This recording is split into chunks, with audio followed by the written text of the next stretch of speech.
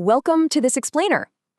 Sending your child off to kindergarten, it's just a huge emotional milestone for any family. It's a time of big transitions, picking out new backpacks, and yeah, maybe shedding a few happy tears. But before you even get to the classroom door, there's this entire maze of state rules, cutoff dates, and paperwork that you have to navigate. So today, we're going to clear up all that confusion. We're going to transform those dense state statutes into a totally clear, structured guide to North Carolina's public school enrollment requirements so you can plan your child's educational journey with absolute confidence. It's the question every parent agonizes over, isn't it? Is your child truly ready? As parents, we naturally judge readiness by developmental milestones. Can they hold a pencil, follow directions, or share their toys? But here's the really fascinating disconnect. The state of North Carolina looks at something entirely different.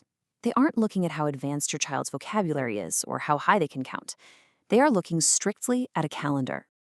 All right, here is our roadmap for today to help lower that enrollment anxiety. We'll cover the August 31st Golden Rule, moving and military exceptions, the pre-K bridge year, essential health records, and finally, practical tips for parents. Section 1, the August 31st Golden Rule. This is the state's strict age baseline. Okay, August 31st. Under North Carolina law, a child generally has to turn 5 on or before this exact date to start public kindergarten that fall. That's the core rule, the absolute baseline across the entire state. If you are looking ahead in enrollment, you definitely want to circle this date in red on your calendar. To put that into perspective, imagine a child born on August 31st. They hit that deadline perfectly and can start kindergarten. But a child born literally one day later, on September 1st, no way. They have to wait an entire year. It's wild to think about, right? A single 24-hour difference can completely flip your family's childcare plans, schedules, and your budget for a whole year. It dictates whether your child spends an extra year in daycare, home care, or pre-K. And this rule is absolutely firm. As the state puts it, the legal cutoff is the controlling factor for public school entry, which helps districts apply a consistent standard statewide. Basically, this emphasizes that the strict birth date is the ultimate deciding factor. It really doesn't matter when you want to enroll them or how incredibly bright and advanced your 4-year-old might be. The state uses this baseline to keep things fair and consistent everywhere. Moving on to Section 2, moving, military, and early entry. Let's look at the exceptions to the standard rule. So what if your life doesn't fit neatly into that August 31st box? Well, the state does carve out a few alternate pathways. First, if you're relocating and your child was already attending school in another state under their rules, they might still be eligible. Second, there are awesome protections for active duty military families whose kids would be eligible in another state due to a deployment.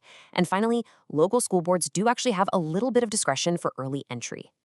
But let me be super clear about early entry. It is absolutely not automatic. In fact, unless your specific local district has a formal policy allowing an exception, the answer is usually going to be a hard no. These decisions are entirely local. So if you're banking on early entry, you've got to be proactive. Never assume that just because your kid is a genius, they'll get in. Contact your district way before the deadlines, find out exactly what testing they require, and most importantly, get those rules in writing. Section 3, the pre-K bridge year. These are the alternatives for younger learners. If your child narrowly misses that golden August 31st cutoff, please don't view it as a setback. North Carolina has this fantastic option called the NC Pre-K program.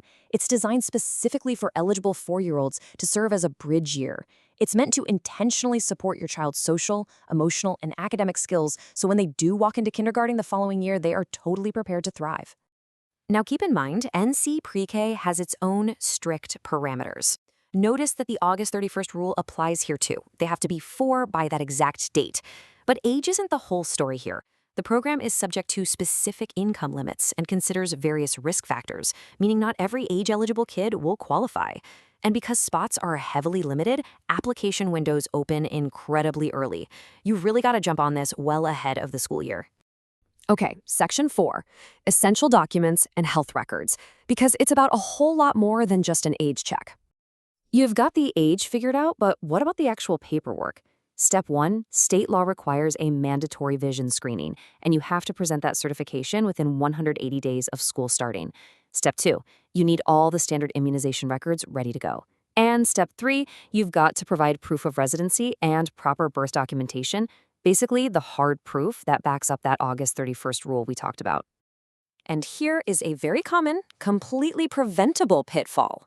A child who perfectly meets the age cutoff but doesn't have these required health and enrollment records, they could face massive delays in starting school. Honestly, poor paperwork planning can cause so much unnecessary stress during the already chaotic back-to-school rush. Don't let a missing shot record keep your child out of the classroom on day one. Gather these documents early. Which brings us to Section 5, Practical Tips for Parents. Let's build your 2026 action plan. Let's run right through this checklist to make sure you don't miss a thing. First, verify the age. Cross-check your child's birth date against the August 31st cutoff. Next, contact your local district early to confirm exactly when registration opens and what specific documents they need. If your kid misses the cutoff, ask about NC Pre-K immediately.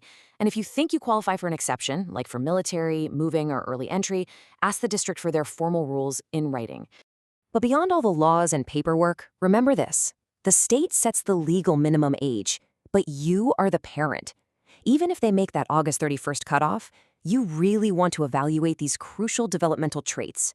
Think about their language development and their attention span. Look at their independence and social comfort around other kids. For some children, starting right away is perfect.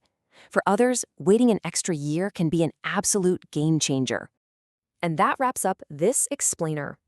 North Carolina has drawn its line in the sand at August 31st to keep things fair and consistent statewide. But a calendar rule doesn't know your child's unique personality, their curiosity, or their emotional readiness. So, as you look at the calendar and start gathering up your paperwork, I want to leave you to ponder this one final thought. The law sets the minimum age, but what is truly best for your child?